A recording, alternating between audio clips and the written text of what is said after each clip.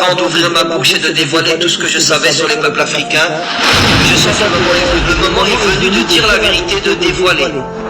Je ne sais pas comment vous allez le prendre, mais je pense et je suis pratiquement certain que je suis peut-être le premier dans notre génération à expliquer des choses pareilles. Ça n'a jamais été encore fait avant moi. Comment se fait-il que finalement les deux peuples les plus attaqués, les plus poursuivis, les plus humiliés dans pratiquement toute l'histoire, surtout par le monde occidental, sont les Juifs et les Noirs? Pourquoi? C'est quelque chose qui interpelle. Comment se fait-il? Comment c'est possible que les deux civilisations les plus méprisées, les plus humiliées, les plus poursuivies de l'histoire, parce qu'il semblerait que dans le subconscient ou même dans le conscient des dirigeants occidentaux, ils savaient que le peuple noir avait une mission. Quand tu veux savoir quelle est la mission d'un homme, regarde le mal qu'on lui fait. Si un homme est transformé en esclave, ça veut dire qu'il a une nature de roi. Et pourquoi le transformer en esclave? Pour l'éloigner au maximum de sa mission d'être un roi. Plus un être, un peuple, une civilisation, une nation est humiliée, et plus c'est la preuve que sa mission est d'être tout en haut. On va aller plus loin. Là, vous vous tenez bien, vous attachez vos ceintures pour pas tomber. Je vais vous expliquer quelque chose d'extraordinaire. En hébreu, le mot noir se dit kushi. Alors bien sûr, vous ne connaissez pas l'hébreu, mais faites-moi confiance. Le mot kushi s'écrit en hébreu Kaf Vav Shin Yud. Kaf Vav, vous savez qu'en hébreu, chaque lettre a une valeur numérique. Ce qui nous permet de pouvoir faire des correspondances entre des mots différents s'ils ont la même valeur numérique. C'est un des génies de l'hébreu, de pouvoir expliquer le sens d'un mot par rapport à un autre mot qui a la même valeur numérique. Alors, les deux premières lettres du mot kushi, qui veut dire noir en hébreu, c'est Kaf Vav, qui a pour valeur numérique 26. 26 est la valeur numérique du nom de Dieu.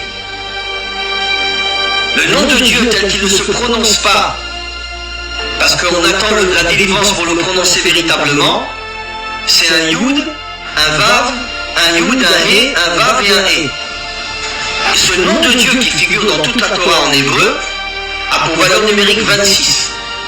Après vous avez Kou, donc Kaf Vav, le nom de Dieu, le véritable nom de Dieu dans le mot, donc qui fait allusion aux Africains en noir. Et après vous avez Shin Yud, qui veut dire Yesh. Ça veut dire que Kushi signifie Yesh Hashem, il y a Dieu. Ça veut dire que dans l'Africain se trouve Dieu. C'est absolument incroyable. Dans les peuples africains se trouve le Dieu authentique qui a pour nom Yud-Ke Vav-Ke. Incroyable.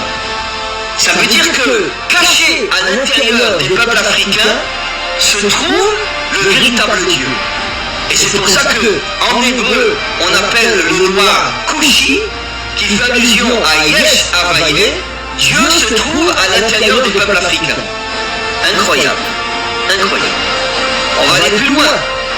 Là, vous vous tenez bien, vous attachez vos ceintures pour pas tomber. Comme je pense, vous le savez tous, aujourd'hui, il y a des centaines de milliers d'Africains qu'on appelle venant de la tribu des Danites.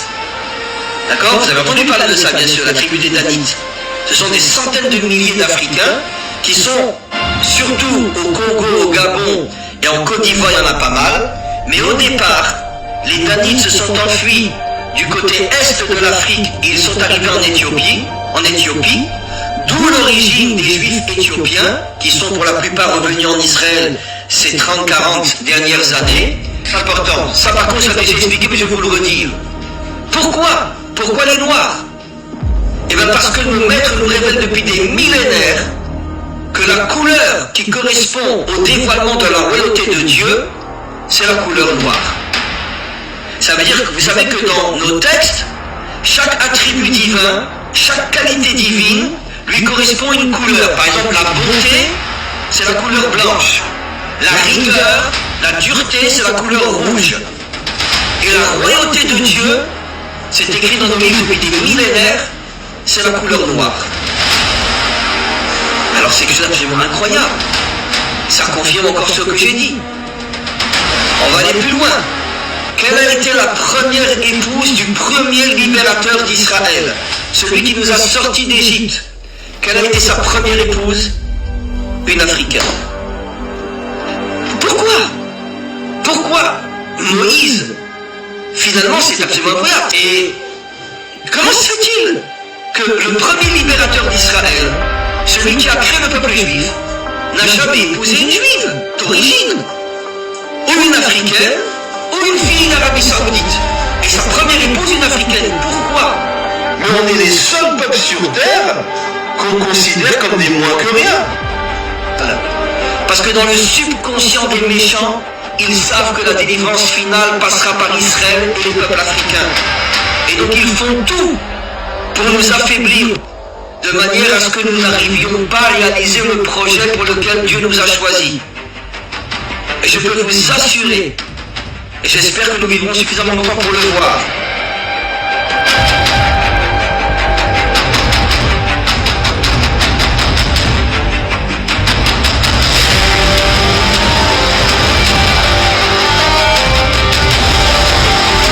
et j'ai longtemps hésité avant d'ouvrir